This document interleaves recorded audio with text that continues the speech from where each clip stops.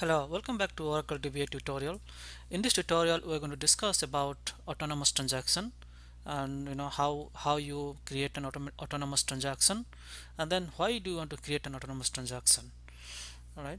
So basically, autonomous transaction allows you to create a new transaction within a transaction that may commit or rollback changes. So independent of your parent transactions. Let's say your transaction T1 is let's say this is transaction T1, and then you are trying to insert say into a table, say A, right? And then next statement is you are updating table B, and is going so on, and then eventually you are going to do a commit, and then in that case the transaction T1 is going to finish. But it may require that we are going to create another independent transaction inside this main transaction T1. Say, let's say this is statement number 1, statement number 2, and then let's say at the statement number of 3 I started another transaction which is a part of this main transaction, but it is independent. Okay, and then maybe like line number 10 I have another statement is say S10. So from 2 to 10 I create I create an independent transaction, and that independent transaction can commit or roll back independent of the parent transaction. Let's say this is called T2. So this T2 can be committed or rolled back and without affecting the state of the parent transaction, and that is what is called an autonomous transaction. All right. So I just want to give you a quick example, and so that is going to clarify a couple of things. So let's say I have a table A. In table A I have, if I do a select star from A, I don't have anything, right? So there's no rows selected in this thing. Okay, so then what I'm going to do, I'm going to insert into A, say the value is equal to set 1.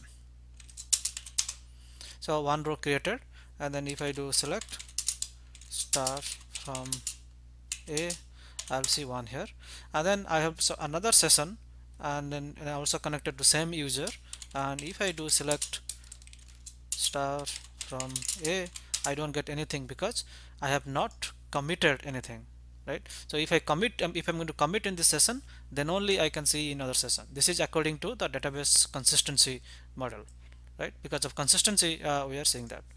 So so we have one row inserted into table A, and then let's say I'm going to insert another row to 2, and then I say select star from A.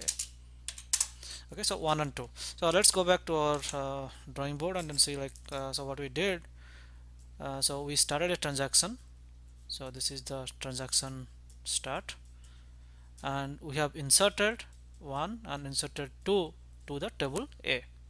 All right, and then if I see this thing, something is coming, and now I'm going to create, basically this is a part inside this transaction, inside this main transaction I'm going to create another transaction.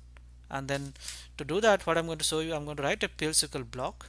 So this is a PL SQL block where I say that whatever is going to happen from now onwards is going to be a part of an autonomous transaction. By declaring pragma, I say that down the line whatever we are going to do is going to be an autonomous transaction. And inside this PL SQL body, what I'm going to, in a for loop, I'm going to insert 7 rows starting from T3 up to 10. All right, and then when this thing is going to do, and then I'm doing a commit here. So basically essentially what I'm going to do here, I'm going to start a autonomous transaction and then insert 3 up to insert 10. So basically 7 SQL insert statements I'm going to do, and then I'm doing a commit. So look, this is the autonomous transaction. Okay, why it's autonomous transaction? Because I defined that. Okay, I say that pragma autonomous transaction. Then what essentially is going to happen is that whenever doing the commit, all this 3 to 10, this 7 rows is committed, is made in database permanent. Okay, but these 1 and 2 are not still committed, and we just want to show you that in this scenario. So now what I'm going to do, so I have two rows inserted, and then I'm going to write this PLSQL block. I just want to copy it. So here it is, and then so if I do, so the PLSQL procedure is executed successfully, and now if I do select star from A,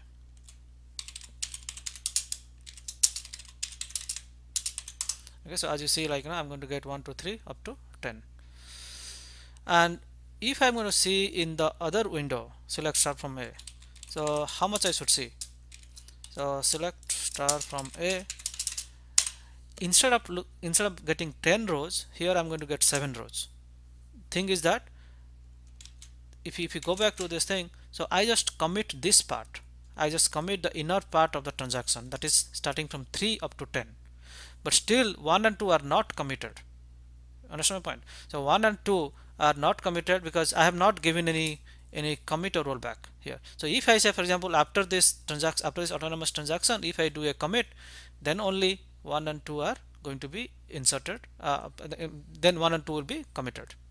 Okay, so that is the deal about autonomous transaction.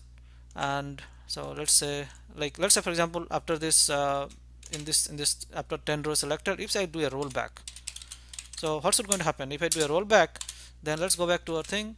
So so this is already committed. This independent transaction, autonomous transaction is committed. If I roll back, so it's going to roll back to the transaction point, this one. That means 1 and 2 is going to be removed. Let's say if I say rollback, and then if I do select, if I do select star from A here, and I no more see 1 and 2. Okay, so that means the definition of autonomous transaction, what we told, that this autonomous transaction may commit or rollback changes independent of the parent transaction. So as you see that it didn't affect anything to the parent transaction. So don't confuse it yourself, so essentially what I'm saying is this is not same as I1, I2, then whatever I3 and I10 commit. So if you do this thing, then all these things will committed. But remember, this part I3, they are part of a different transaction, nothing to do with the main transaction whatever we started. Okay, so now the curious question is that starting from Oracle 8i, Oracle start to support this autonomous transaction concept. So why we need autonomous transaction? Okay, so imagine a condition where you want to log an error. So log error to a DB table. That means, say you are doing some PLSQL transact, some SQL transact SQL statements, I1 insert 2, and then you figure out that this insert 2 has some error or something. In that case, what you want to do, you want to start immediately a new transaction and then insert to a log table. Okay, so insert to a log table and say that say what is the error it is, what kind of error you are getting. And then whenever you are inserting that log table, you just want to commit that log table because I want to keep track of the error. And then what I'm going to do, I'm going to roll back this I1 and I2. Okay, so exactly what is happening here, like inside this, say I1 I2 is going on, and let's say we saw some error or something. Okay, so in that case we'll immediately start a block which should be autonomous transaction, where we are going to put the log files to a log table and commit that. But that is a requirement that I have to commit that. If I don't commit, then again I don't, next time I'm going to see the log table, I'm not able to see, I'm not able to find out what is the what is the error log and so that is the reason, that is the one reason why we use autonomous transaction in a lot of places. And second one is that in a database trigger, in the DB trigger, you are not allowed to write any commit or rollback. The reason is Oracle wants to give you statement level atomicity. We discussed all these things in detail in couple of videos before this video. Okay, so please take a look at that statement level atomicity in the atomicity property video. And then, but however, what we want to do, sometimes the requirement is that we want to commit and roll back inside the trigger. So if you want to do a commit and rollback inside the trigger, then while you are creating the trigger, make that as an autonomous transaction. Okay, so that means whenever if in a trigger, basically trigger is nothing but a PL/SQL procedure, right? So make that PL/SQL procedure to be autonomous. So if you do that, then you can use commit and rollback inside that trigger. And why I need commit and rollback? Because I want to make something persistent. All right. So that is there are two reasons, but you can do a lot of other things, like if you want to do a retry count and all this thing.